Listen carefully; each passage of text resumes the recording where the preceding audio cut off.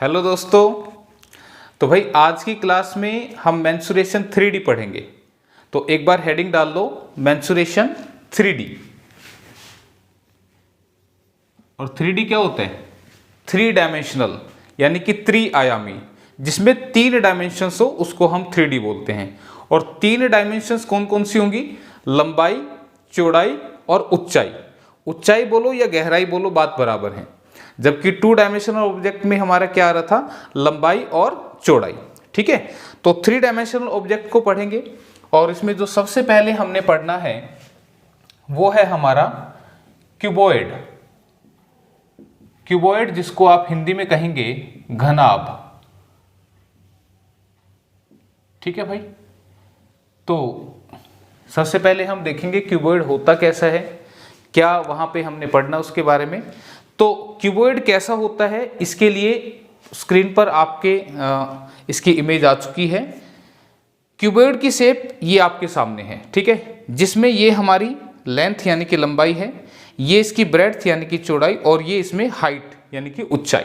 ठीक है, इसमें हम डिस्कस करेंगे वर्टिसेस के बारे में, फेस के बारे में और एजेस के बारे में। वर्टेक्स क्या होता है? शीर्ष बिंदु। ये होता है सतह, और एज को बोलते हैं हम किनारे। इनके बारे में डिस्कस करेंगे। इसके अलावा जो रियल लाइफ में इसके एग्जाम्पल हैं क्यूबॉइड के, वो हैं ब्रिक यानी कि ईंट और मैच बॉक्स यानी कि माचिस। ये हमारे रियल लाइफ के कुछ एग्जाम्पल हैं। बुक भी हमारा जो है वो क्यूबॉइड का एक एग्जाम्पल है। तो ये तो आपने देखा इमेज को, अब इसको हम देखते हैं प्रैक्टिकली। तो प्रैक्टिकली हमारा क्यूबॉइड कैसा दिखेगा, उसके लिए ये मेरे पास फोन का बॉक्स है। ठीक है, तो ये है हमारा क्यूबॉइड शेप। अब इसको 3D क्यों कहा, मैंने पहले भी समझाया था। यहां पर हर पॉइंट पर आप देखें 3 लाइनें आके मिलेंगी। देखो, एक तो ये इधर की तरफ आ रही है, एक ये नीचे की तरफ आ रही है, और एक ये इस साइड चलेगी। तो 3 लाइनें मिल रही हैं इस एक सिंगल पॉइंट पर। इसी तरह से आप किसी भी पॉइंट को कंसीडर करें, वहां पर आपको 3 लाइनें दिखेंगी। इस पॉइंट पर भी 3 लाइनें दिख रही हैं, यहां पर भी 3 लाइनें दिखाई दे रही हैं, इधर की साइड इधर और एक ऊपर की साइड। तो हर पॉइंट पे यहां 3 लाइनें आकर मिल रही है, इसीलिए हम इसको क्या बोलते हैं? 3D object. ठीक है, अब इस 3D ऑब्जेक्ट की कुछ प्रॉपर्टीज को देखते हैं, जिनके बारे में यहां पे लिखा हुआ था वर्टेक्स। अब कितने वर्टेक्स होंगे? वर्टेक्स जिसे आप शीर्ष बोलते हैं, वो क्या होता है? जहां पर लाइनें आकर मिलती हैं, 3 लाइनें जहां पर आकर मिलेंगी वो हमारा क्या है? वर्टेक्स है, यानी कि शीर्ष बिंदु है। तो कितने वर्टेक्स होंगे इसमें? ये लाइव एग्जांपल आपके सामने देखो। एक तो ये रहा, 1 2 3 और ये 4। 1 2 3 4, 4 तो इधर हो गए और 4 हमारे इधर हो गए। 5 6 7 और 8, इसके अलावा तो कहीं है ही नहीं। ठीक है, तो ये 8 इसके अंदर हमारे वर्टेक्स होते हैं, यानी कि शीर्ष होते हैं। देखो यहां लिखा हुआ है 8 वर्टेक्स। ठीक है, 8 शीर्ष बिंदु। उसके बाद हम बात करेंगे फेसिस की, यानी कि सतहों की। इसकी कितनी सतह होती हैं? तो देखो, एक तो ये इसकी छत है, ठीक है, और ये एक इसका फर्श है। तो 2 तो ये हो गई, एक यहां वाली और एक यहां सॉरी, 2 हो गई भाई। उसके बाद तीसरी साइड, ये तीसरा फेस ये है, चौथा फेस ये है, 5वां मेरी साइड है और छठा ये इस साइड है। तो 4 तो दीवारें हैं इसमें। देखो, एक मेरी साइड, 2 3 4, 4 तो दीवार होगी, एक छत और एक इसका फर्श। तो टोटल इसमें 6 फेसेस हैं। तो आप ध्यान दें, यहां पे लिखा है 6 फेसेस, तो 6 सतह होंगी। इसके बाद बात करते हैं किनारों की, एजेस यानी कि किनारे। अब किनारा क्या होता है भाई? जहां पर 2 दीवार आके मिलेंगी वहां पर एक किनारा बनेगा। जैसे कि इसके अंदर ये जो लाइन है ये किनारा है। क्यों? क्योंकि यहां पर ऊपर वाली दीवार और ये नीचे वाली साइड वाली दीवार ये आकर मिल रही हैं। तो जहां पर ये आकर मिलेंगी वहां पर क्या बनेगा? एक किनारा बनेगा। तो ऐसे कितने एजेस, कितने किनारे हैं इसमें? तो देखो, एक तो ये हो गया, एक, दूसरा यहां पर ये 2, तीसरा इस साइड और चौथा ये इस साइड। 4 हो गए भाई, 1 2 तीसरा ये और चौथा मेरी साइड, 4 हो गए। सामने देखो, ये भी तो एक किनारा है भाई। क्यों? क्योंकि ये दीवार और ये दीवार आके यहां पे मिल रही है। तो 5 6 7 8, टोटल 8 किनारे हो गए। सिमिलरली 4 यहां पर होंगे, 9 ये वाला, 10 11 और एक ये 12। तो जहां 2 दीवार आके मिलेंगी वहां पर बनेगा एक किनारा, और ये टोटल बने कितने? 12। तो आप इनको और भी अच्छे से कर सकते हैं। आप जिस रूम में बैठकर इस क्लास को देख रहे हैं वहां पर आप इन तीनों पॉइंट्स को फिर से कंसीडर कर सकते हैं, देख सकते हैं कि क्या हमारे 6 फेस 8 वर्टेक्स यानी कि शीर्ष बिंदु और 12 किनारे हमारे बन रहे हैं या नहीं बन रहे हैं। ठीक है, तो अब इतनी बात हमने कर ली। तो यहाँ पे अब हम दो चीज़ों को पढ़ेंगे, एक तो एरिया और दूसरा वॉल्यूम। ठीक है, एरिया मतलब इसकी ये जो सतह हैं इनका एरिया। ठीक है, तो एरिया भी दो तरह के होंगे, लेटरल और टोटल, लेटरल सरफेस एरिया और टोटल सरफेस एरिया, जिसको मैं अभी लिखूंगा फॉर्मूले की टर्म्स में। और इसके अलावा हम पढ़ेंगे इसका वॉल्यूम यानी कि आयतन। और वॉल्यूम क्या होता है मैंने पहले भी आपको बताया था, कोई भी सॉलिड ऑब्जेक्ट जितने स्थान को घेरेगा, जितनी जगह को घेरेगा, वो होगा उसका वॉल्यूम। या मैंने ऐसे भी समझाया था कि इस बॉक्स के अंदर जितना सामान आ सकता है वो होगा इसका वॉल्यूम यानी कि धारिता यानी कि आयतन। ये वॉल्यूम के अलग अलग नाम हैं, तो इनको हम डिस्कस करेंगे फॉर्मूले की टर्म्स में। तो अब जो फॉर्मूले इसमें हैं, सबसे पहला है lateral surface area, lateral surface area, जिसको आप हिंदी में बोलेंगे भाई वक्र पृष्ठीय क्षेत्रफल, वक्र पृष्ठीय क्षेत्रफल। समझाऊंगा क्या होता है, ठीक है, इसको लिखना है। या इसे हम 4 दीवारों का क्षेत्रफल भी बोलते हैं, 4 दीवारों का क्षेत्रफल। ठीक है भाई, और फॉर्मूले अभी आपको साथ के साथ याद कराऊंगा ताकि एग्जाम में भूल जाओ तो खुद के फॉर्मूले बना लोगे। उसके बाद हम पढ़ेंगे भाई total surface area, total surface area, जिसको आप बोलेंगे संपूर्ण पृष्ठीय क्षेत्रफल, संपूर्ण पृष्ठीय क्षेत्रफल। ठीक है, 3rd नंबर पे हम पढ़ेंगे इसका वॉल्यूम, वॉल्यूम जिसे आप कहते हैं आयतन। और नंबर 4 पे हम पढ़ेंगे नंबर 4 पे हम पढ़ेंगे इसका डायगोनल, डायगोनल जिसे आप क्या बोलोगे भाई, विकर्ण। ठीक है, तो इन फॉर्मूलाज को हमने डिस्कस करना है, 1 बाय 1 समझेंगे किसका क्या मतलब है और बनाने सीखेंगे फॉर्मूले। सबसे पहले आया लेटरल सरफेस एरिया। ठीक है, शॉर्ट फॉर्म इसको हम ऐसे बोल सकते हैं LSA, यहां पे लिख देता हूं मैं 1 minute, short form this is LSA, lateral surface area. ठीक है, अब देखो इस बॉक्स का अगर मैं लेटरल सरफेस एरिया की बात करूं तो इसके छत को और इसके फर्श को अगर इन दोनों पोर्शंस को छोड़ दिया जाए, तो इन दोनों पोर्शन को छोड़ूंगा तो क्या बचेगी, एक दीवार तो ये बचेगी, एक इस साइड वाली, एक इस साइड वाली और एक मेरी साइड वाली, टोटल 4 दीवारें बचेंगी। इन्हीं 4 दीवारों के एरिया को हम लेटरल सरफेस एरिया यानी कि वक्र पृष्ठीय क्षेत्रफल बोलते हैं। ठीक है, यानी कि इसका टॉप और बॉटम अगर ये छोड़ दिए जाएं तो ये जो 4 दीवारें बचेंगी, इसी एरिया को हम क्या बोलते हैं, लेटरल सरफेस एरिया। ठीक है भाई, अब ये बनेगा कैसे उसको ध्यान से समझें। देखो इस बॉक्स के अंदर ये कितना लंबा है, अगर मैं आपसे पूछूं तो आपने कहा ये इतना लंबा है, ये इसकी लंबाई है। ठीक है भाई, ये इसकी लंबाई है। मैं पूछूं कितना चौड़ा है, तो ध्यान दो ये इसकी चौड़ाई है। ठीक है, ये इसकी विड्थ है, चौड़ाई है। और मैं कहूं कितना ये ऊंचा है, तो ये इसकी हाइट है, दिस इज हाइट। तो इन पॉइंट्स को याद रखना। ठीक है, इन पॉइंट्स को आप याद रखते हैं तो फिर फॉर्मूला बनाना आसान हो जाएगा। कैसे, मैंने कहा मैं इसका लेटरल सरफेस एरिया निकालना चाहता हूं इस बॉक्स को, तो मैं इसको थोड़ा सा कैमरे के सामने करता हूं और आप मुझे बताइए आपको इस टाइम कौन सी शेप दिखाई दे रही है। ध्यान दीजिएगा, ये एक रेक्टेंगल है जिसे हम आयत बोलते हैं और आयत को हम पढ़ चुके हैं। तो मुझे जस्ट इतना बता दो कि इस रेक्टेंगल का, ये जो आपको सामने से दिखाई दे रही है, इसका एरिया क्या होगा। तो आप कहेंगे सर एरिया के लिए तो ये साइड इनटू में ये साइड करनी पड़ेगी। क्यों भाई, आयत का एरिया क्या होता है, ये साइड इनटू में ये साइड। क्लियर है, तो मुझे बताओ इसको हमने क्या बोला था, इसको तो लेंथ बोला था और इसको क्या बोला था, इसको हाइट बोला था। तो L इंटू H ये क्या होगा, इसका एरिया होगा। तो मैं इस बात को यहां लिख देता हूं L इंटू H। ठीक है, तो ध्यान दें अगर इसका L इंटू H है तो जो मेरी साइड है, जो मेरी साइड है ये वाली, इसका भी तो L इंटू H होगा। जितना एरिया इसका होगा उतना इस वाली दीवार का होगा। ठीक है, क्योंकि दोनों बराबर हैं। तो हम इसको क्या लिख देते हैं, twice of L into H। मुझे बताओ क्या इतनी बात समझ में आ गई भाई तुम्हें। अगर इतनी बात समझ में आ गई तो अब इसको हमने दो दीवारों का एरिया हम ले चुके हैं, अब हम इसको ऐसे घुमा लेते हैं।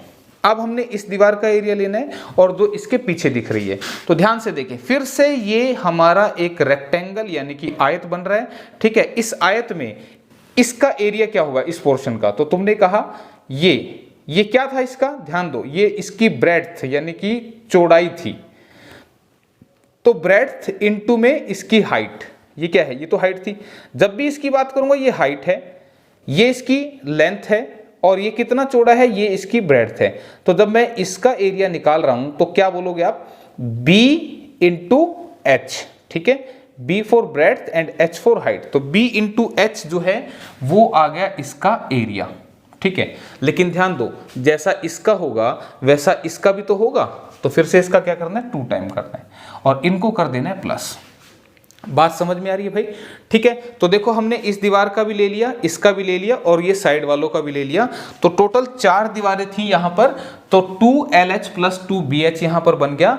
ध्यान दें, इसके अंदर 2 भी कॉमन आ रहा है और H भी कॉमन आ रहा है, तो इसी फॉर्मूले को ऐसे भी लिख सकते हैं, twice of L plus B into में H। ये फार्मूला ऐसे भी लिख सकते हैं, ठीक है। और ये थोड़ा सा अच्छा लगे ना इसलिए ऐसा लिखा हुआ है।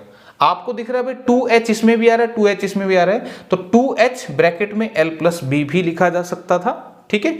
लेकिन ये थोड़ा सा पढ़ने में अच्छा लगता है इसलिए इसको twice of L plus B into H लिखते हैं, ठीक है। बात समझ में आ गई, क्लियर है। तो ये हमने बना लिया लेटरल सरफेस एरिया, वक्र पृष्ठीय क्षेत्रफल, जिसके अंदर हमने छत को और फर्श को छोड़ दिया था। अब अगर किसी को ऐसे नहीं समझ में आया हो, हालांकि मैंने पूरी कोशिश की है कि आप लोगों को फॉर्मूला अच्छे से समझ में आ जाए, लेकिन अगर फिर भी समझ नहीं आता है दोस्तों, तो आप जिस रूम में बैठे हो उस रूम को आप अज्यूम करें कि उस रूम की 4 दीवारों का एरिया कैसा होगा, और उस रूम की 4 दीवारों के लिए आप कमरे की लंबाई ले लें, कितना कमरा लंबा है, उसकी चौड़ाई ले लें कि कमरा कितना चौड़ा है और कमरा कितना ऊंचा है, ठीक है। उसके अकॉर्डिंग ही आपने एरिया निकालना है। तो अगर बात करेंगे आप सामने वाली दीवार की जिसमें एक लंबाई है, तो लंबाई के साथ उसकी हाइट भी आ रही है, ठीक है। तो L इंटू एच बनेगा और ऐसा इसका ऐसा ही सामने वाली का भी बनेगा। फिर इस वाली दीवार को लोगे तो इसमें चौड़ाई आएगी क्योंकि लंबाई तो इसके अंदर आ गई ना इस वाली दीवार में, तो B इंटू में हाइट, तो B इंटू एच, ठीक है। ये इस तरीके से, हालांकि मैंने समझा दिया। फिर से अब बात करेंगे हम टोटल सरफेस एरिया की, यानी कि संपूर्ण पृष्ठीय क्षेत्रफल की। तो ध्यान दें, संपूर्ण पृष्ठ में क्या आएगा, देखो नाम से भी पता लग रहा है, संपूर्ण मतलब सारे पृष्ठ, सारी सतह, सभी फेसेस का एरिया।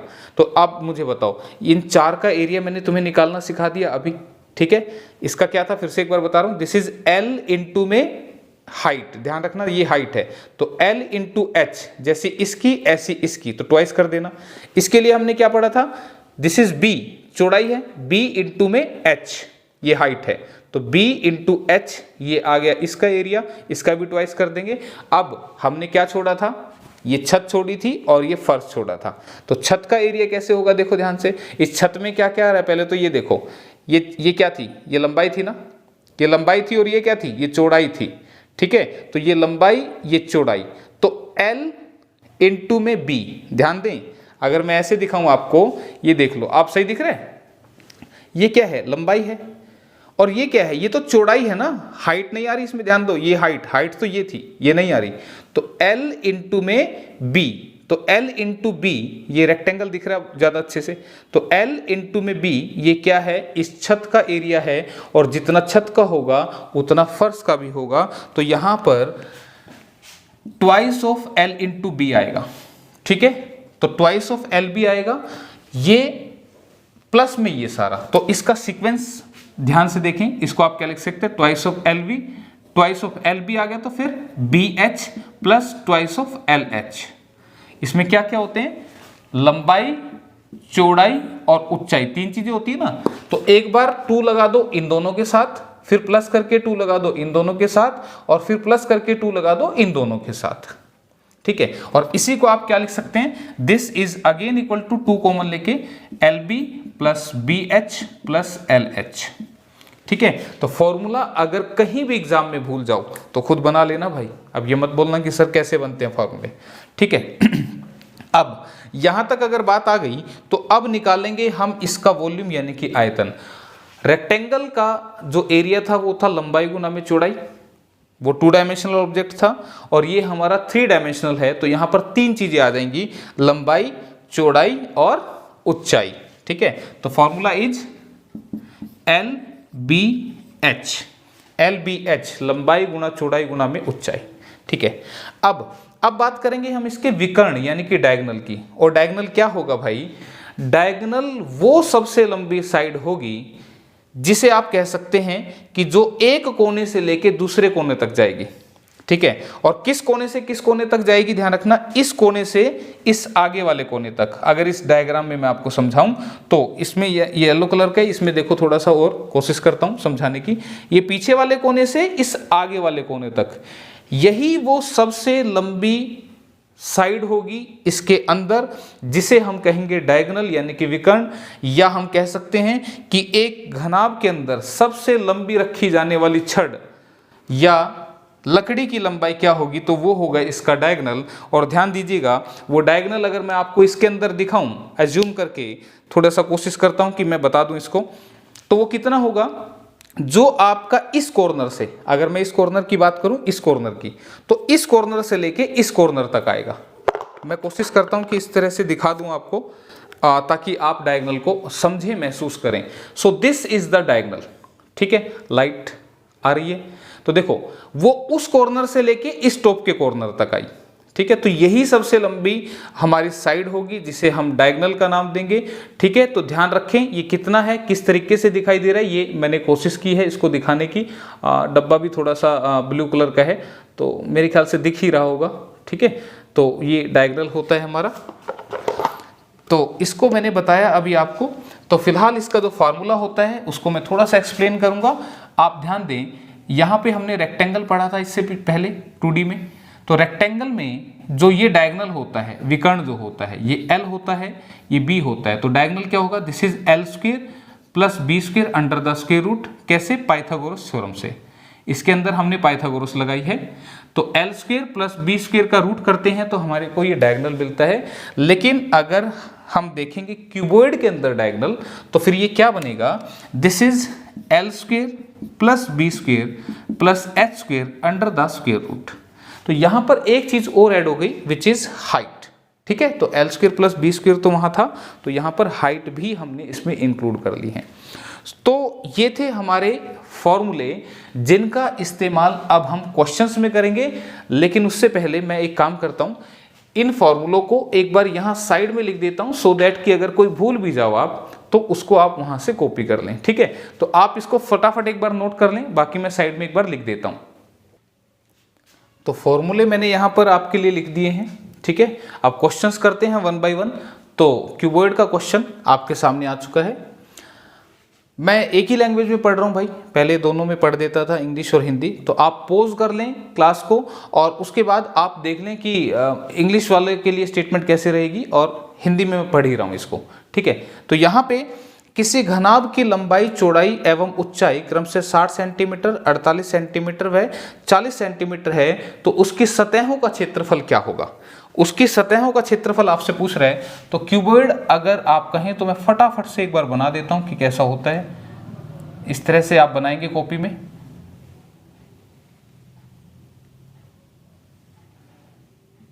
तो ये हमारा एक क्यूबॉइड है। ठीक है, तो इसके अंदर क्या दे रहे हैं, यहां पे लंबाई जो है वो 60 है, चौड़ाई ये 60 है, ये 48 है इसकी ब्रेथ, और 40 सेंटीमीटर जो है वो इसकी ऊंचाई है, तो ये इसकी हाइट होगी 60, 48, 40।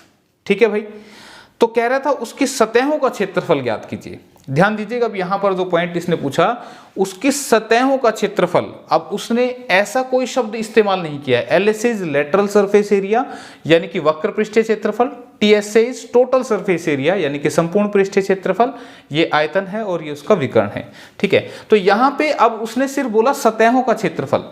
ठीक है, तो ध्यान दीजिएगा इसके बारे में। तो मुझे बताओ ये कौन से एरिया की बात कर रहे हैं। तो ये अंडरस्टूड है, यहां पर सतह मतलब उसके फेसेस, और फेस का मतलब क्या, सारे फेसेस।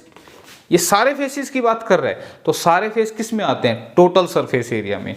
तो ध्यान रखना कभी किसी क्वेश्चन में लिखा हो इसका सतही क्षेत्रफल, उसकी सतहों का क्षेत्रफल, और आप लोग कंफ्यूज हो जाएं पेपर में, तो यहाँ पे वो पूछ रहा है उसका टोटल सरफेस एरिया, यानी कि संपूर्ण पृष्ठीय क्षेत्रफल।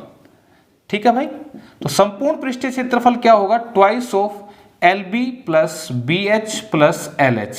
तो इसके लिए आप इसको कैसे रखेंगे, ट्वाइस ऑफ, मैंने कहा जो तीन साइड हैं वो क्या है, 60 है, 48 है और 40 है, ऐसी दे रखी है ना।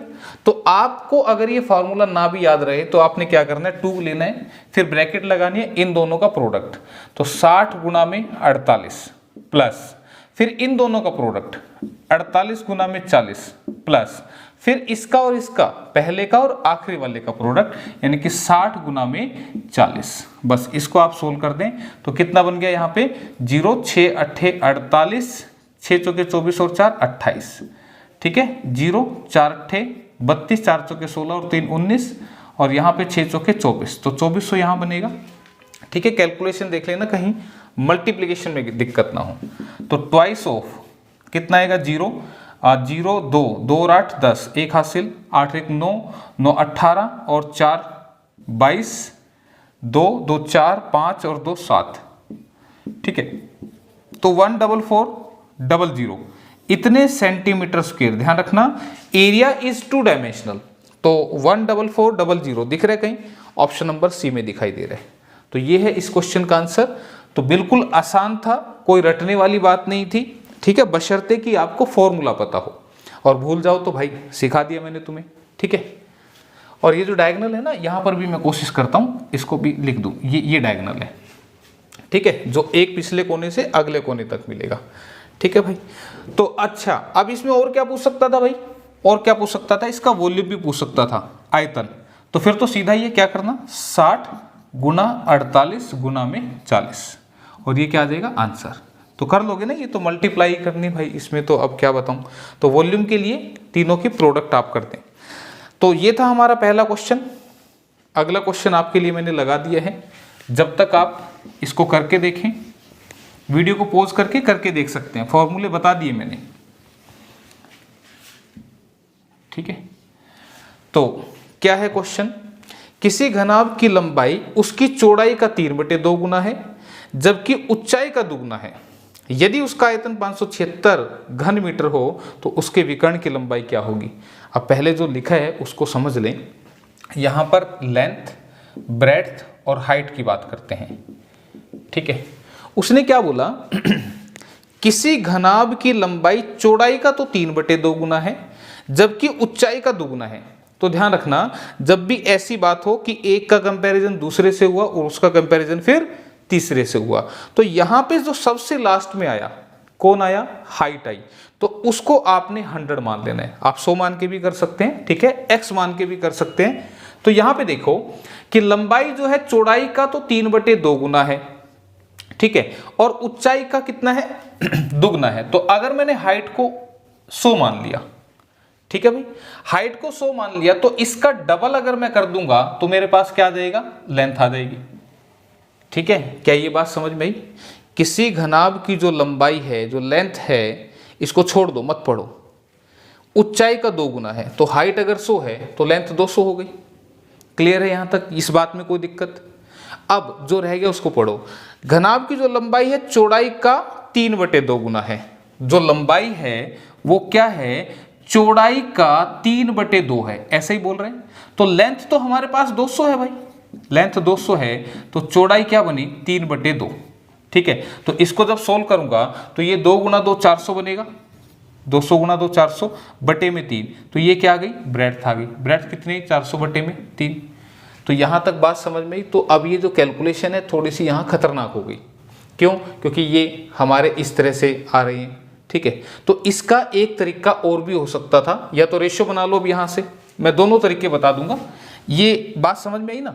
अब यहाँ से रेशियो बनाता हूँ, लंबाई, चौड़ाई और हाइट का रेशियो बनेगा तो कैसे, 200 400 बटे 3। ये एग्जैक्ट वैल्यू तो नहीं है ना, ये तो हमने 100 मान के करी है।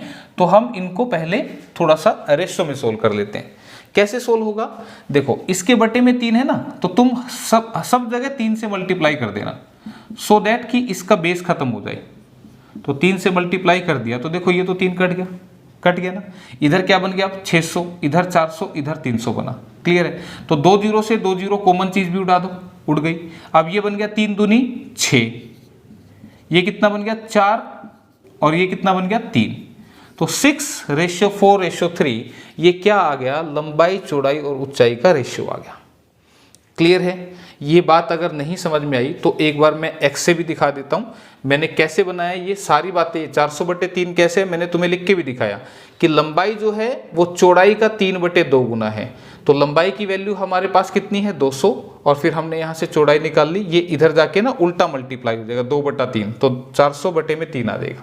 तो या तो ये तरीका कर लेना, ठीक है, या तुम क्या कर लेना, किसी को अगर ये मुश्किल लगा हो तो वो ऐसे भी कर सकता था, लेंथ ब्रेड्थ हाइट। अब उसको फ्रैक्शन से चलाता हूं। फ्रैक्शन से कैसे चलेगा? घनाभ की जो लंबाई है वो चौड़ाई का 3/2 गुना है। तो ये 3/2 का मतलब क्या होता है भाई? जो पहले नंबर पे बोला वो तो ऊपर लिखा है और जो बाद में बोला वो नीचे लिखा हुआ है। इसका मतलब उसकी जो लंबाई है वो 3 है, चौड़ाई जो है वो 2 है। क्या ये बात तुम्हारे समझ में आई भाई? मैंने क्या बोला? लंबाई अगर 3 है तो चौड़ाई क्या है? 2 है। उसके बाद जबकि ऊंचाई का 2 गुना है। ये जो लंबाई है ये लंबाई हाइट का दुगना है। तो मुझे बताओ अगर ये 3 है तो फिर किसका दुगना कर दूं? तो 1.5 का दुगना करूंगा तब जाके 3 बनेगा। क्लियर है? यहां तक बात समझ में आई? तो ऐसे समझ लो या इसके पीछे 0 लगा दो भाई। ये 300 हो गया, ये 200 हो गया, और इसका आधा है तो फिर ये 150 हो गया। इसका डबल कर लो, यही तो बन रहा है। तो ऐसे लिखो वैसे लिखो, कोई दिक्कत नहीं है। यहां से फिर से रेशियो बना के दिखाता हूं तुम्हें। लंबाई कितनी आ गई अब? 300, ये कितनी है? 200, और इसको कहोगे आप 150। तो देखो 0 0 0 सबकी कटी, फिर इसको काट दो, 5 के 30, 500 के 20, 5 3 15। बात घूम फिर के वहीं आएगी। चाहे तो तुम ऐसे कर लेना भाई, या तो तुम ऐसे कर लेना। ये सारी बातें सेटिस्फाई हो रही हैं कि लंबाई जो है चौड़ाई का 3/2 गुना है। तो इसका मतलब लंबाई मैंने 3 मान ली, चौड़ाई 2 मान ली, और जबकि जो लेंथ है वो हाइट का डबल है। तो भाई ये 3 है तो फिर ये 1.5 होना चाहिए, इसका डबल तभी तो बनेगा। ठीक है? या तो ऐसे या फिर 0 0 लगा के बात वहीं पर आएगी। ठीक है? कभी आप सोचो कि ये कैसे हो रहा है। ठीक है भाई? क्लियर है? तो मैंने इसको ऐसे कर दिया, नहीं तो फिर इसका पॉइंट हटा के करूंगा तो फिर से ऐसे एलसीएम से करना पड़ता। क्लियर? ये बात समझ में आ गई? तो अब मैं इसको सीधा लिख रहा हूं भाई। सीधा क्या लिख रहा हूं कि यहां पर लंबाई चौड़ाई और ऊंचाई का जो रेशियो है वो है 6 4 3, and this is ratio, note the exact values. ठीक है? तो रेशियो है तो फिर हमने इसको क्या मान लिया? x x और x। ठीक है? तो अब देखो ये हमारे पास आ गया, तो उसके बाद हम इस्तेमाल कैसे करेंगे? उसने कहा कि इसका जो वॉल्यूम है वो 576 है। तो वॉल्यूम क्या होगा? लंबाई गुणा चौड़ाई गुणा ऊंचाई, जो कि किसके बराबर है? 576 के बराबर। ठीक है? यहां तक बात समझ में आ गई। तो अब इसको हम सोल्व कर लेते हैं। कैसे? देखो 6 से काट दो, 6 निमे 54, 6 6 36, 4 3 12 8 96, 8 पे कटा। तो x³ हमारे पास कितना आ गया? 8। तो अगर आपने x नहीं लगाया तो आप कहेंगे वॉल्यूम होगा 6 गुना 4 गुना 3, उसकी वैल्यू 576 रखोगे तो 1 की वैल्यू जो आएगी वो 8 आएगी। ठीक है? जबकि 1 की वैल्यू 8 आएगी तो तुम कहोगे ये 8 से 48 बना, ये 4 8 32 बना, और ये 3 8 24 बना। तो भाई ऐसा मत करना, इसको x x x ले लेना। तो x³ की वैल्यू अगर 8 है तो x की वैल्यू क्या आएगी? यहां पर मैं क्या लिखूंगा? इस 8 का क्यूब रूट। जब ये इधर जाएगा तो क्यूब रूट बनेगा। या तो ऐसे कर लेना। ऐसे किसी को मुश्किल लग रहा है तो आप सभी को पता है कि अगर x³ 8 है तो 8 को 2 की पावर 3 लिख सकते हैं, पावर सेम हो गई। तो यहां से कहेंगे कि x बराबर है किसके? 2 के। तो x आपका 2 आ गया। तो भाई इनकी वैल्यूज अब हमें मिल गई। क्या? ये मिल गया हमें 12, लेंथ 12 हो गई। इसको भी दुगुना कर दो, ये हो गया हमारा 8, और इसका भी 2 गुना करेंगे तो ये हो गया हमारा 6। ठीक है भाई? तो ये वैल्यूज हमारे पास आ गई। लेकिन पूछना क्या चाह रहा था? विकर्ण की लंबाई, यानी कि डायगोनल पूछना चाह रहा था, यानी कि इसकी बात कर रहे हैं। ठीक है? डायगोनल ये लिखा हुआ है। तो विकर्ण यानी कि डायगोनल, उसके लिए फार्मूले में रखेंगे L²। L कितना था? 12 का स्क्वायर प्लस 8 का स्क्वायर प्लस 6 का स्क्वायर, और इसको सोल्व कर दो भाई। 12 का स्क्वायर 144, 8 का स्क्वायर 64 और 6 का स्क्वायर 36, तो 64 और 3600 और 144 कितना बना 244 का रूट 244, तो रूट 244 हमें दिख रहा है ऑप्शन नंबर डी में लिखा हुआ है। तो इस तरीके से आंसर करना था, ठीक है। तो ध्यान रखना शुरुआत में ही थोड़ा सा पॉइंट मैंने बताया आपको, इसे ध्यान रखना है। जो भी तरीके हो सकते थे मैंने सभी को लिख के दिखा दिया, एक्स से करें या जैसे मर्जी आप करें, ठीक है। तो इस तरीके से क्वेश्चन को करना था भाई। इसके बाद नेक्स्ट क्वेश्चन ले लेते हैं आपका। अगला क्वेश्चन आ चुका है भाई, इसमें रेशियो दे दिया भाई, पहले ही रेशियो दे रखा है, ठीक है। ध्यान से पढ़ो और करके देखो। कह रहे किसी घनाभ की लंबाई, चौड़ाई तथा ऊंचाई का अनुपात 3:4:6 है तथा आयतन 576 घन सेंटीमीटर है, तो घनाभ का संपूर्ण पृष्ठीय क्षेत्रफल क्या होगा। तो अब देखो यहाँ पे लेंथ, ब्रेड्थ और हाइट का रेशियो आपको दे रहा है कितना 3:4:6 का, 3:4:6। तो मैंने आपको कहा था यहाँ पर अगर वॉल्यूम की बात हो रही है तो इसको x मान लेना, ठीक है भाई, x मान लो। तो x मान लिया तो वॉल्यूम क्या होगा, लंबाई गुना चौड़ाई गुना ऊंचाई। तो तुम क्या लिखोगे 3x इंटू 4x इंटू में 6x and this is equal to 576। तो काट दो भाई, 6 से काट दो, 6 नी में 54, 6 6 के 36, 4 3 12 8 96। तो वैसे ही आ रहा है, एक्स क्यूब कितना आ रहा है 8 और x की वैल्यू कितनी आएगी 2, अभी करके दिखाया था मैंने सीधा। तो x की वैल्यू 2 आ गई, तो इसका मतलब ये वाली साइड कितनी बन गई 2 तिया 6, लंबाई कितनी बन गई 6, ये बन गई 2 चौके 8 और 2 छिके 12। कोई दिक्कत। तो यहाँ पे हमारे पास 6 8 12, फिर से वही जैसा सेम पीछे आ रहा था, ठीक है, कोई बात नहीं, क्वेश्चन का कंसेप्ट हमने सीखना है। तो घनाभ का संपूर्ण पृष्ठीय क्षेत्रफल, तो आपको पता है टोटल सरफेस एरिया क्या होता है ट्वाइस ऑफ। अब ट्वाइस ऑफ फिर से फॉर्मूला नहीं लिखें, क्या 6 गुना 8 प्लस 8 गुना 12 प्लस 6 गुना 12, ठीक है भाई। तो ट्वाइस ऑफ 6 8 48, 12 8 96 और 12 6 72। तो ऐड कर दो कितना बनेगा भाई, 8 से 14 और 2 16, 9 और 7 16 और 4 20 और 1 21, ठीक है भाई। तो कितना बन गया 432 सेंटीमीटर स्क्वायर। ध्यान रखना एरिया है इसलिए सेंटीमीटर स्क्वायर लगेगा। तो 432 ऑप्शन नंबर ए में लिखा हुआ है। तो इस तरीके से करना है भाई क्वेश्चन को, तरीके से करना, ऐसा नहीं है कि भाई x नहीं लगाओगे तो x भी लगाना पड़ सकता है, तो x लगा लो, कोई इज्जत में फर्क नहीं पड़ेगा। तो इस तरीके से आप क्वेश्चंस को कर लें, ठीक है। यहां तक अब कोई डाउट मेरे ख्याल से नहीं होना चाहिए, ठीक है। तो चलो अगला क्वेश्चन आपके लिए लगा देता हूं। नेक्स्ट क्वेश्चन पढ़ें तब तक।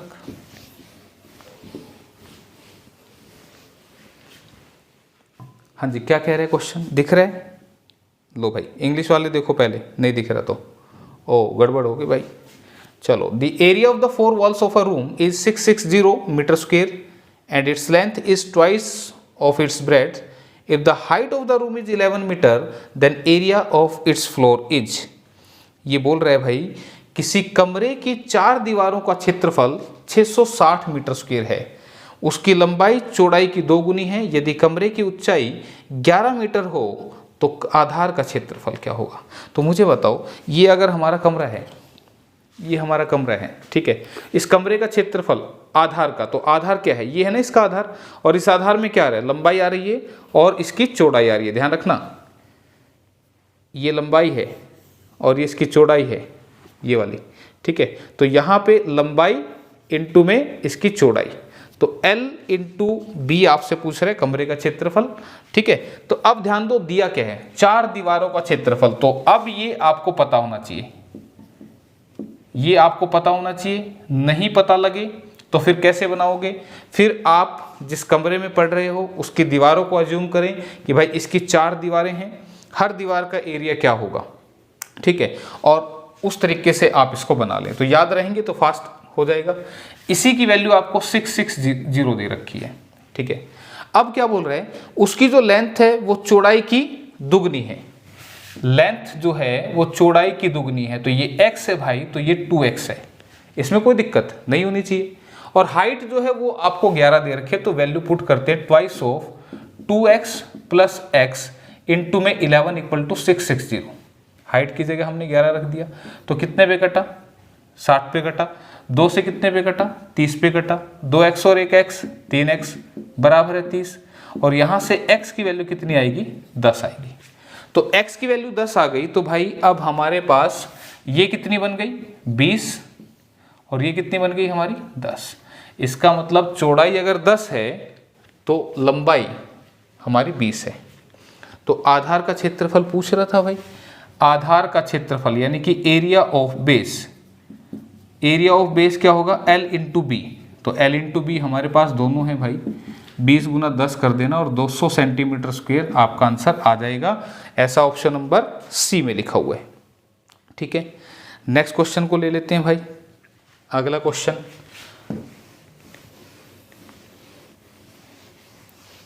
क्या बोल रहे हैं देखो ध्यान से पढ़ के एक बार। 12 मीटर लंबे, 9 मीटर चौड़े तथा 8 मीटर ऊंचे कमरे में रखी जाने वाली लंबी से लंबी छड़ की लंबाई क्या होगी। तो मैंने आपको बताया था कि किसी क्यूबॉइड के अंदर जो सबसे लंबी छड़ या लकड़ी रखी जाएगी वो क्या होगी, उसका डायगोनल होगी यानी कि विकर्ण होगी, जिसका फॉर्मूला, तो अब आपको फॉर्मूले याद होने चाहिए भाई। ठीक है, कैसे बनेंगे वो मैंने आपको समझाए थे, तो कर लेना। 12 का स्क्वायर प्लस 9 का स्क्वायर प्लस 8 का स्क्वायर। अब जिसके फॉर्मूला ही नहीं याद होगा तो भाई वो कैसे करेगा क्वेश्चन का आंसर, है ना भाई। तो इसलिए मैं आपको जो बोल रहा हूँ कर लेना। 12 का स्क्वायर 144, 9 का 81 और 8 का 64।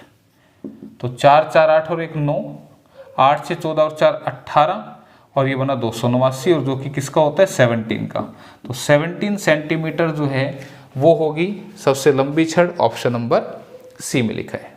ठीक है भाई, तो इसी के साथ अगले क्वेश्चन की तरफ रुख करते हैं। तो क्वेश्चन अगर छोटा दिख रहा है तो भाई एक बार पहले इंग्लिश वाले पढ़ लो, फिर हिंदी में लगाएंगे।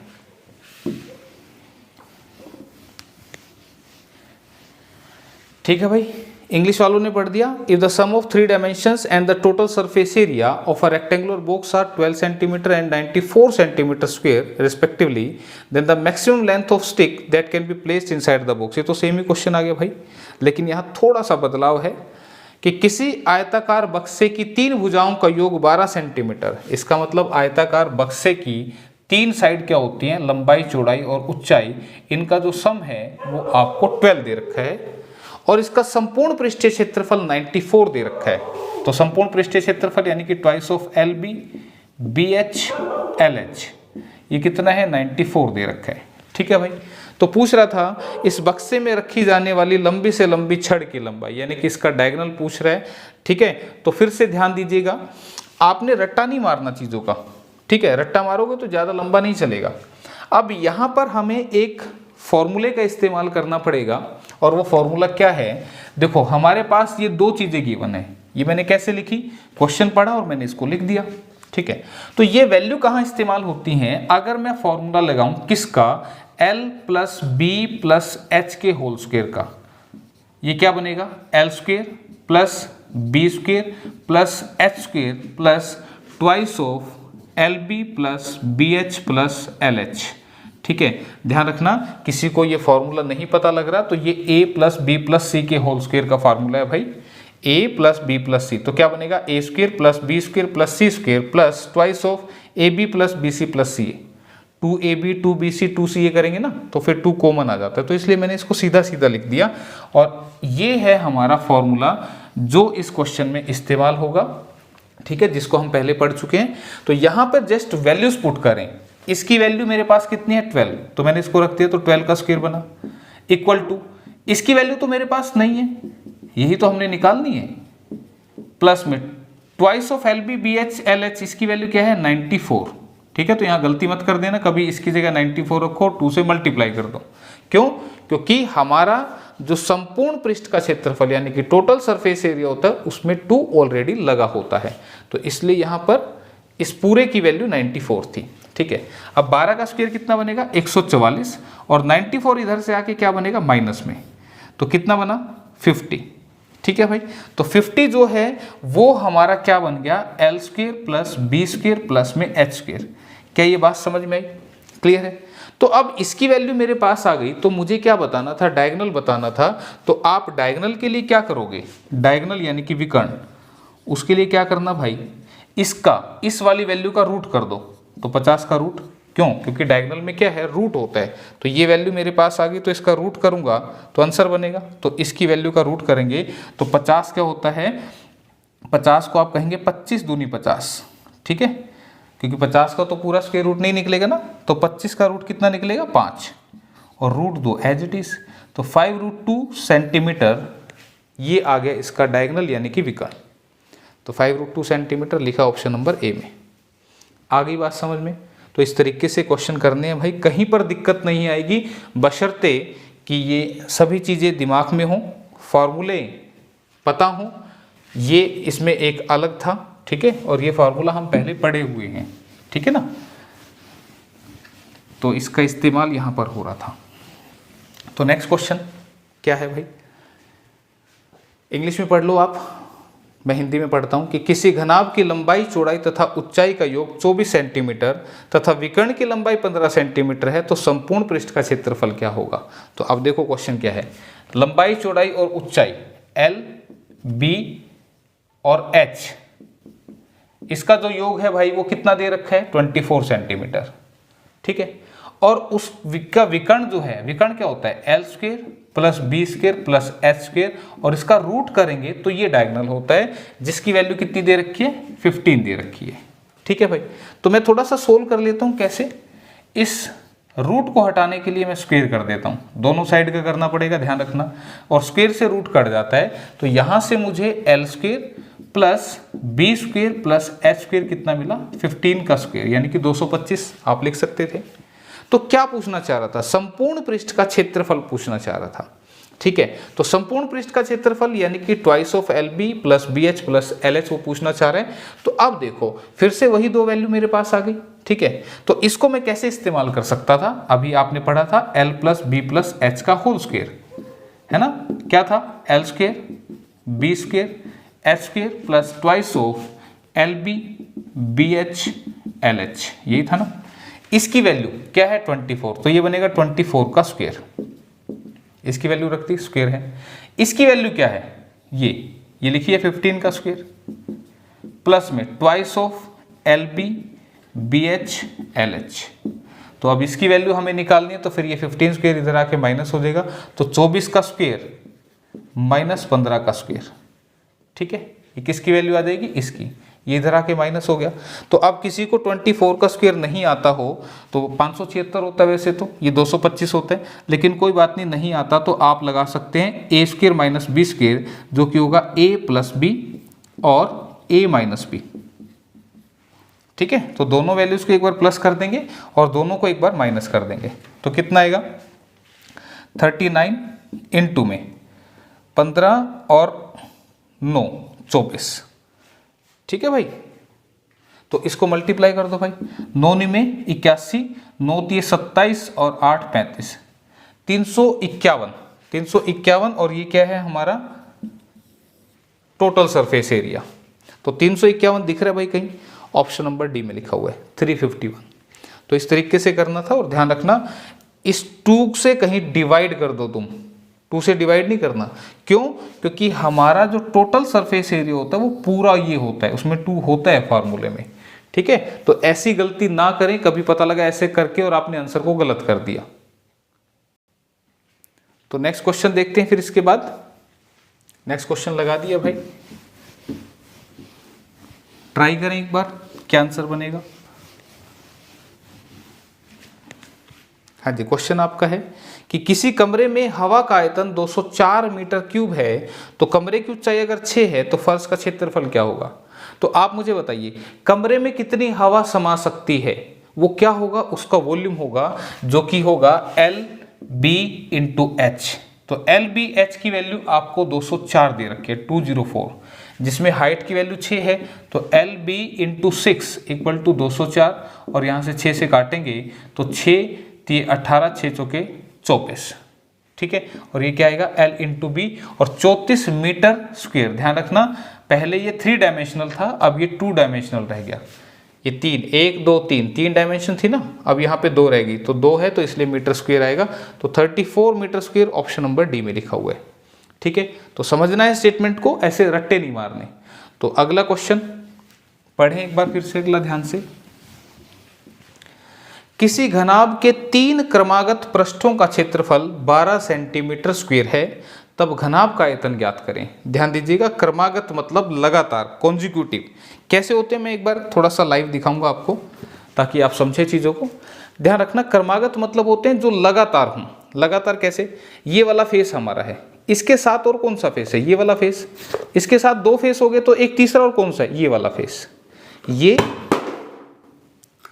1 मिनट भाई, बॉक्स खुल गया हमारा, इसलिए धमाका हुआ क्लास के बीच में। ठीक है, कोई बात नहीं, फिर से देखते हैं 3 क्रमागत फेस। अब ऐसे दिखाता हूँ, वो वैसे दिखा रहा था ना, देखो ये वाला फेस दिख रहा है, ये वाला फेस दिख रहा है, और एक ऊपर वाला दिख रहा है। ये तीनों क्रमागत हैं। ध्यान रखना, ये एक, ये और ये। ठीक है, इधर से देखो, इधर से देखो तो 3 क्रमागत कौन से हैं? बताओ मुझे जल्दी से। इस बॉक्स में अब 3 कौन से दिख रहे हैं? ये वाला फेस, ये वाला फेस और ये वाला फेस। ठीक है, तो इनको बोलेंगे हम 3 क्रमागत फेस, जो लगातार फेस है। ठीक है, तो अब 3 क्रमागत फेस ऐसे ज़्यादा अच्छे से दिख रहे हैं, ऐसे। तो ये वाला फेस है, इसका एरिया क्या होगा? L into B. ये वाला फेस है, इसका एरिया क्या होगा? B इंटू में H। और ये वाला फेस है, इसका एरिया क्या होगा? L इंटू में H। क्लियर है? बात समझ में आ रही है?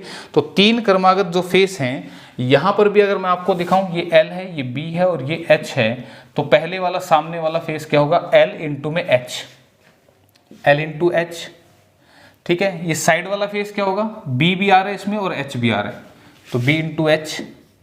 और नीचे वाला फेस, नीचे वाला ले लो चाहे ऊपर वाला ले लो, नीचे वाले में L भी आ रहा है और B भी आ रहा है, तो हो गया L इंटू बी। और इन सभी का जो एरिया है वो कितना है? 12 सेंटीमीटर स्क्वायर।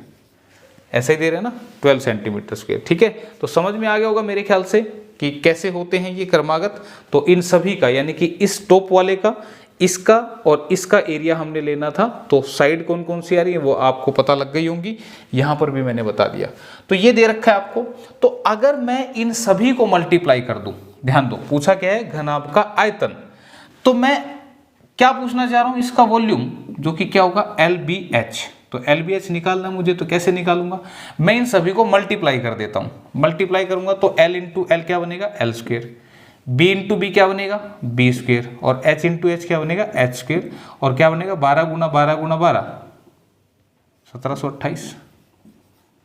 या एक काम करता हूं, 1728 ना लिख के 12 गुना 12 गुना 12 लिखता हूं।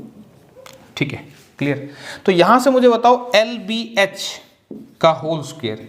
क्यों भाई, सबकी पावर 2 है तो ऐसे लिख सकता हूं ना, 12 इंटू 12 इंटू 12। और जब ये स्क्वायर हटेगा तो उधर जाके क्या बन जाएगा? रूट बन जाएगा। तो मैंने मल्टीप्लाई क्यों नहीं की थी, अब समझ में आएगा। ये क्या है? 144 है। 144 का रूट कितना होगा? 12। ठीक है, इसका रूट 12 और ये अंदर है गया 12। ठीक है, लेकिन ऐसा कोई आंसर नहीं दिख रहा। क्यों? क्योंकि यहाँ पर ये 12 जो है, फर्दर इसको मैंने 4×12 कहा, क्योंकि 4 का रूट 2 आ जाएगा तो बाहर कितना बनेगा? 24, और ये वाला रूट रह गया अंदर, तो 24√3। ये क्या बना है? इसका वॉल्यूम। तो दिख रहे हैं 24√3। ठीक है, तो इस तरीके से करना था भाई। आगे बढ़ चलते हैं।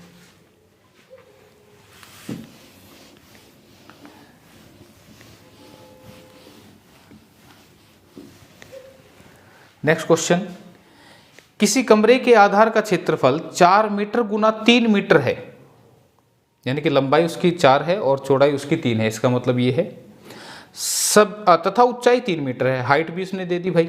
ठीक है, इसको लिख लेते हैं आधार का क्षेत्रफल। आधार कैसा है? देखो, अगर मैं इसकी बात करूं तो ये आधार है इसका, ये इसका फर्श है ना, तो इस फर्श में क्या आ रहा है? लंबाई आ रही है और ये इसकी चौड़ाई भी आ रही है ना। तो L into B, L into B 4 गुना 3 दे रखा है, तो L की वैल्यू 4 है, B की वैल्यू 3 है, और हाइट की वैल्यू भी 3 दे रखी है, तथा ऊंचाई 3 मीटर है। सभी दीवारों, ध्यान से पढ़ना क्वेश्चन, सभी दीवारों तथा छत को रंगा गया है, तो रंगे भाग का एरिया क्या होगा? क्या छोड़ा?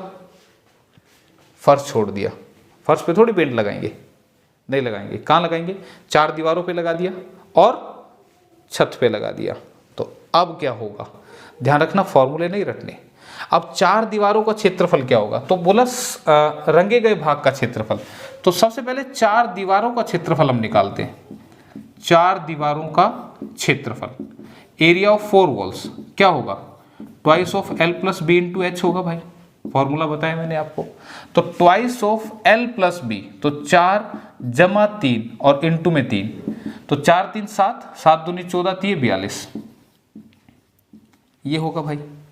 ये दीवारों का आ गया, 4 दीवार आ गई, अभी छत भी बची है, तो छत में क्या होगा, L इंटू बी फर्श में है, तो भाई छत में भी L इंटू बी होगा, ठीक है।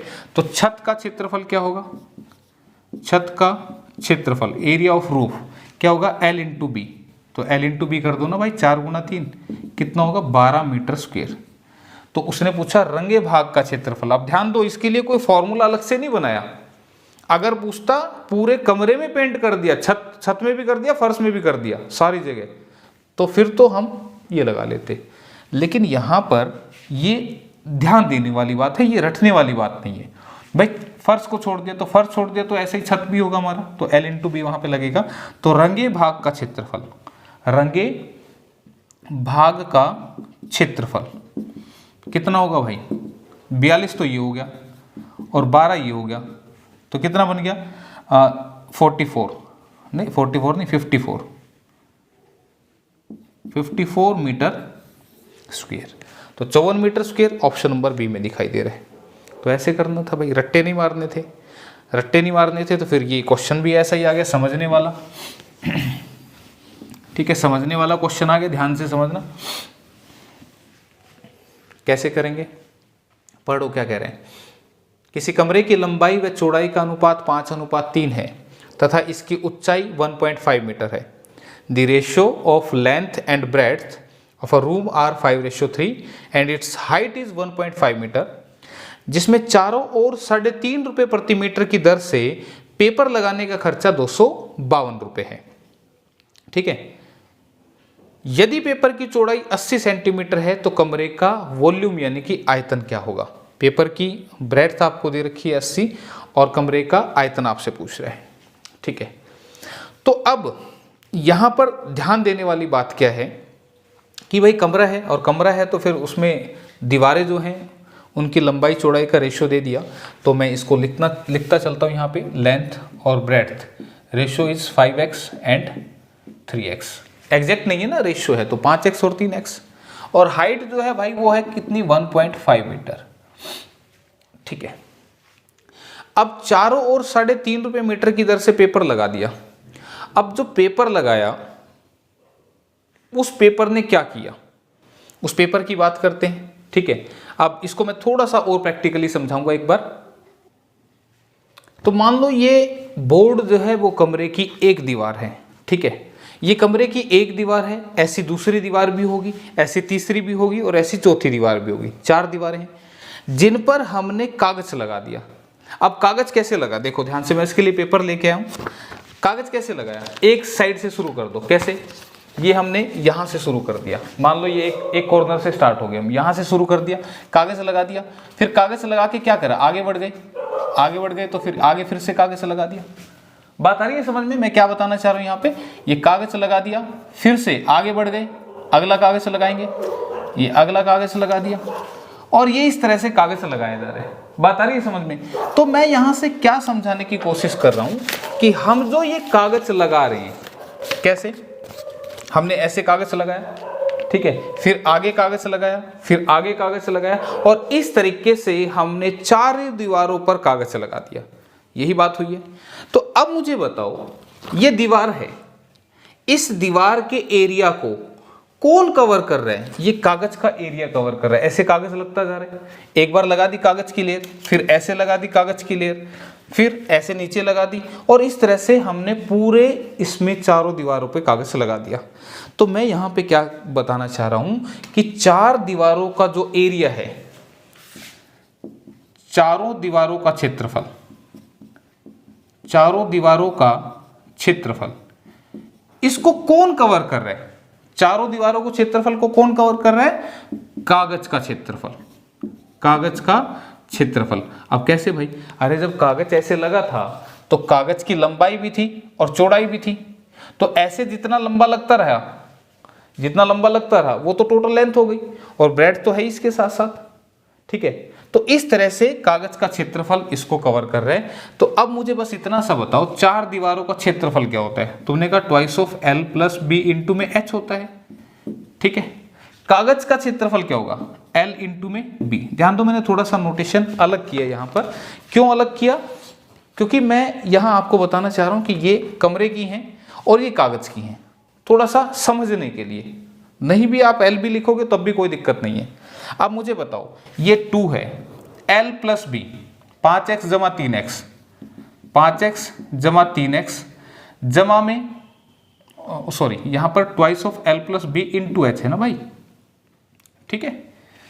चार दीवारों का क्षेत्रफल twice of L plus B into H है, ठीक है, गलती से लिखा गया था। तो एल प्लस बी इंटू में एच कितना है? 1.5 मीटर, ठीक है। अब कागज की लंबाई कहीं दे ही नहीं रखी, कागज की चौड़ाई 80 सेंटीमीटर, 80 सेंटीमीटर है, ध्यान दो, लंबाई नहीं दे रखी, ये 80 सेंटीमीटर है। पर ध्यान दे, ये किस में है? मीटर में। ये किस में है? सेंटीमीटर में। तो बटे 100 कर दो, ये भी किस में बन गया? मीटर में। ये ध्यान रखना, कभी ऐसे ले दो। अब ये कागज की लंबाई तो मेरे पास है ही नहीं, ये अगर मेरे को पता लग जाए तो मैं इस x की वैल्यू को निकाल पाऊंगा। क्या बात समझ में आ रही है मैं क्या समझाना चाह रहा हूं? कि चार दीवारों के एरिया को कागज के एरिया ने कवर कर दिया, तो हमने इधर कागज का एरिया लिख दिया, इधर चार दीवारों का एरिया लिख दिया, लेकिन ना तो मुझे l पता ना ही x पता। तो अगर l पता लग जाए तो फिर x में निकाल दूंगा। अब l पता कैसे लगेगा? ध्यान दो, मान लो तुमने कागज वाले को बुला लिया और कागज वाले से कहा कि भाई चारों दीवारों पे कागज लगा दे, फटाफट उसने लगा दिया। अब कागज लगा के आ गया तो तुमने उससे पूछा, हाँ बोल भाई खर्चा कितना हुआ? बोला सर 252 रुपये हो गए। मैंने कहा 252 रुपये होंगे, क्या रेट लगाया तूने कागज? बोला सर जी 3.50 रुपये पर मीटर लगाया है। और ये किस चीज़ का रेट होता है? ये लेंथ का रेट होता है। कैसे? जैसे आप मार्केट में चले गए और आपने कहा कि भाई हमें पैंट शर्ट का कपड़ा चाहिए या कुर्ते पजामे का कपड़ा चाहिए, तो आप क्या पूछते हो? बोला कितने रुपए मीटर पड़ेगा? मान लो कुर्ते पजामे का कपड़ा है, उसने कहा 50 रुपये का मीटर पड़ेगा। तो ध्यान दो, वो लंबाई के हिसाब से पैसे बताता है, चौड़ाई के हिसाब से नहीं बताता। तो तुम कपड़े की लंबाई थोड़ी लेके आते हो, चौड़ाई साथ में आ जाती है, लेकिन रेट लंबाई के हिसाब से बताएगा। ऐसे बताया ना? तो 50 रुपये का मीटर है और तुमने कहा 4 मीटर दे दे, तो 50 गुणा 4 यानी कि 200 रुपये का कपड़ा तुमने लिया। क्या इस बात में कोई रटने वाली बात है? कोई रटने वाली बात नहीं है, प्रैक्टिकल बात है। तो मैंने कहा कि उस कागज वाले से पूछा क्या खर्चा आया, उसने कहा 252 रुपये खर्चा है। तो आपने पूछा भाई रेट क्या लगा तेरा? तो उसने कहा 3.5 रुपये का 1 मीटर था। मैं 3.5 मीटर लगाऊंगा, यानी कि लंबाई के हिसाब से पैसे बता रहा है, चौड़ाई ऑटोमेटिकली उसमें आएगी, ठीक है। स्क्वायर मीटर में होता है, लेकिन आप उसको समझें, प्रैक्टिकल भी मैंने समझाया। तो आप देखो, अगर मैं कहूं यहां पर कि 252 रुपये खर्चा है और तुमने देखा 252 खर्चा है और 1 मीटर का खर्चा 3.5 रुपये था, ठीक है, तो इसका मतलब कितनी लेंथ लगी होगी? जितनी लेंथ लगी होगी उसके हिसाब से उसने पैसे मांग लिए। तो 3.5 का पॉइंट हटाऊंगा तो यहाँ पे 10 लगेगा, 5 सत्ते 35, 5 दूनी 10, 7 से काटा, 7 तिया 21, 7 छिके 42, ठीक है भाई। तो 36 दूनी 72 मीटर लगा। क्यों? ध्यान दो, ये 3.5 रुपये पर मीटर का खर्चा है, 1 मीटर का खर्चा 3.5 है। तो 252 रुपये अगर उसने मांगे हैं तो 3.5 के हिसाब से इसका मतलब 72 मीटर उसने कागज से लगा दिया। तो 72 को अब यहां पर आप रख देंगे तो अब हमारा चलेगा क्वेश्चन आगे की तरफ। और ध्यान रखना ये मीटर में है ऑलरेडी, ये सेंटीमीटर में था इसलिए यहां पर 100 लगाया था। तो 20 चौके 80, 20 पंजे 100। आगे की कैलकुलेशन के लिए इसका पॉइंट हटा दो, नीचे 10 लगा दो, ठीक है। 1 मिनट,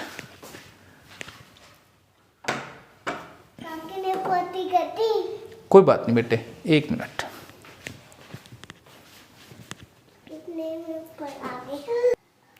तो कैलकुलेशन करो भाई। अब इसका पॉइंट हटा के 10 लगा दिया तो काट दो, 5 तिये 15, 5 दूनी 10, ठीक है भाई, कोई दिक्कत यहाँ तक? अब कैलकुलेशन में मिस्टेक ना कर लेना। अब 3 से काटा, देखो अच्छा इस 2 से तो 2 कट गया, इसका तो काम खत्म। इस 3 से काटा तो 3 से काटा, 3 दूनी 6 और 3 चौके 12। ठीक है, क्लियर है यहाँ तक। अब यहाँ से ये कितना बन गया, मैं एक बार लिख देता हूँ ताकि हमारी कोई मिस्टेक ना हो। मैं आपको बता भी दूँ, मुझे तो पता है लेकिन आप कैलकुलेशन में कहीं मिस्टेक ना कर लें। ठीक है, तो इसके लिए मैं एक बार समझा दे रहा हूँ यहाँ पर। तो ये पोर्शन हमने लेंथ के लिए निकाला था, 36 दूनी 72 आया था, इसको साइड में रख दिया। अब हम लिख लेते हैं वैल्यूज़ को, यहाँ लिख देता हूँ मैं, चलो यहीं लिखूँगा, अभी तो वो चाहिए मुझे। तो यहाँ से 5 और 3 कितना बना, 8x बराबर है, इधर कितना बना 24 चौके 96, 96 बटे में 5, 5 भी तो साथ में चल रहे हैं ना भाई ये। तो अब इसको काट दो, 8 से काटूंगा तो 12 पे कटेगा ना भाई, 8 से काटूंगा तो 12 पे, और x की वैल्यू यहां से मुझे क्या मिली, दिस इज 12/5। ठीक है, तो 12/5 लिखो या इसको पॉइंट्स में कन्वर्ट कर लो, 2.4 भी आप इसको लिख सकते हैं। तो इस x की वैल्यू को यहां रखते हैं भाई, x की वैल्यू रख के अब मुझे l की वैल्यू कितनी मिलेगी, अगर x 12/5 है तो 5 गुना 12/5, इसका मतलब 12 मिल गई हमें। ठीक है, b की वैल्यू कितनी मिलेगी, x की वैल्यू 12/5 रखोगे तो 12 × 36, 36/5 7.2। ठीक है भाई, x की वैल्यू रख के इसकी वैल्यू कैलकुलेट करिए, कभी सोचो कि ये कहाँ से लिख दिया सर ने। ठीक है, तो अब यहाँ से हमसे पूछना क्या चाह रहा था, कमरे का आयतन। तो आयतन हम यहाँ पर लिख लेते हैं, इसको मिटा देते हैं भाई। वॉल्यूम पूछ रहा था कमरे का, तो वॉल्यूम क्या होगा, वॉल्यूम इक्वल टू क्या, L into B into H. तो भाई L मेरे पास है 12, B है 7.2 और H है 1.5। ठीक है, तो सारी वैल्यूज को पुट करो और कैलकुलेशन को करो। तो 5 × 15, 5 दूनी 10, 2 × 12।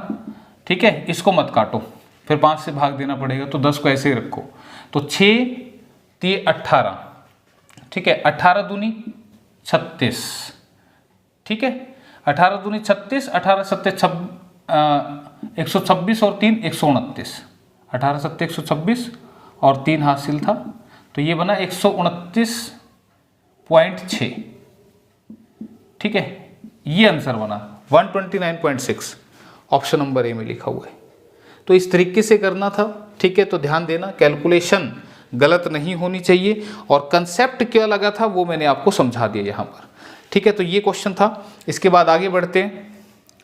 आगे तो डब्बे आ गए भाई, बॉक्स आ गए हमारे पास। तो बॉक्स का क्वेश्चन कैसे बनेगा वो लेंगे, लेकिन पहले समझते हैं कंसेप्ट को। अब कंसेप्ट क्या कहते हैं भाई, सुनो। यहां पे कंसेप्ट क्या है भाई, 2 तरह के क्वेश्चन है यहां पर। ये जो बॉक्स आपको दिखाई दे रहे हैं, ध्यान दीजिएगा, ये कोई ऐसे वैसे बॉक्स नहीं है। ये बॉक्स जो लकड़ी के हैं, उस लकड़ी की मोटाई यहाँ पर आपको दिख रही होगी। इन बॉक्सेस को देखेंगे तो लकड़ी की मोटाई आपको दिखाई दे रही होगी। दिखाई दे रहा है कि भाई किस लकड़ी का बना है। तो यहाँ ये 2 तरह के बॉक्स है, किसी ना किसी में तो आपको मोटाई दिख रही होगी। ठीक है, तो ये जो 2 बॉक्स हैं, तो मैं आपसे जो 2 टाइप के क्वेश्चन पूछूंगा, उसको आप थोड़ा सा माइंड में एनालाइज कीजिएगा और कोशिश करना आंसर बताने की। मुझे ये बताओ, इस वाले बॉक्स में कितना सामान आ सकता है? तो आपका जवाब क्या होगा? बोला सर जितनी इसके अंदर जगह है उतना सामान आएगा। ठीक है, तो जितनी इसके अंदर जगह है यानी कि इसका वॉल्यूम जो है वो उतना सामान इसमें आ सकता है। लेकिन अगर आपको कहे कि ये जो बक्सा है, ये बॉक्स जो है, इसकी जो लंबाई है वो 20 सेंटीमीटर है, इसकी जो चौड़ाई है वो 10 सेंटीमीटर है, और इसकी जो हाइट है वो 8 सेंटीमीटर है। Let these are the dimensions of the box. और ये जो डायमेंशंस हैं, ध्यान दीजिएगा, ये डायमेंशंस कहाँ से कहाँ हैं? बाहर से लेके बाहर तक, यानी कि लंबा कितना है, यहाँ से लेके यहाँ तक। ये बाहर से बाहर की बात हो रही है। इसका मतलब बात किसकी हो रही है? यहाँ से लेके और यहाँ तक की बात हो रही है। लेकिन इसके अंदर सामान कितना रख सकते हैं, वो तो अंदर से अंदर की बात हुई ना। तो ध्यान रखना, लंबाई जो दे रखी है वो बाहर से बाहर की दे रखी है। ठीक है, तो यहां पे मैंने कहा कि ये जो लेंथ है 20, ये यहां से यहां तक है, ब्रेड्थ भी यहां से यहां तक है, इधर बाहर से बाहर तक, और हाइट भी इसकी बाहर से बाहर तक है। तो मैं यहाँ पे आपको ये समझाना चाह रहा हूँ कि ये लंबाई चौड़ाई हाइट इस बक्से की बाहरी डायमेंशंस हैं, आउटर डायमेंशंस हैं, लेकिन समान बाहरी डायमेंशंस में थोड़ी, अंदर वाली डायमेंशंस में रखा गया है।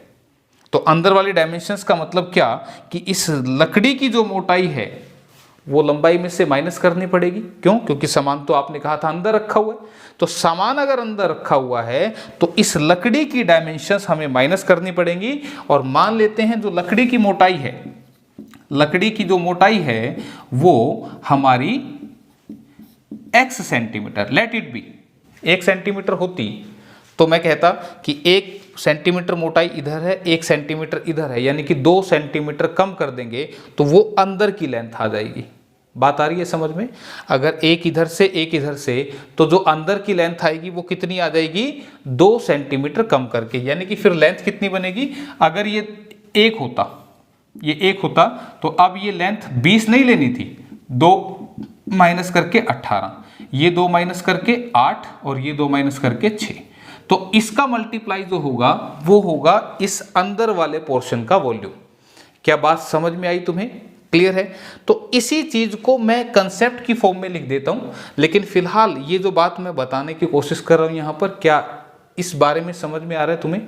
ठीक है, तो इस केस में जो लंबाई है उसको मैं लिखूंगा कंसेप्ट की फॉर्म में।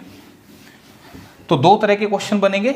अगर अंदर का वॉल्यूम चाहिए, ठीक है, बॉक्स का वॉल्यूम, बॉक्स का वॉल्यूम यानी कि कितना सामान उसके अंदर रखा जा सकता है, अंदर की बात कर रहा हूं, इसके इनसाइड, तो उसके लिए जो लंबाई है, लेंथ जो है वो आपने क्या लेनी है? L-2x। चौड़ाई, ब्रेड्थ कितनी लेनी है?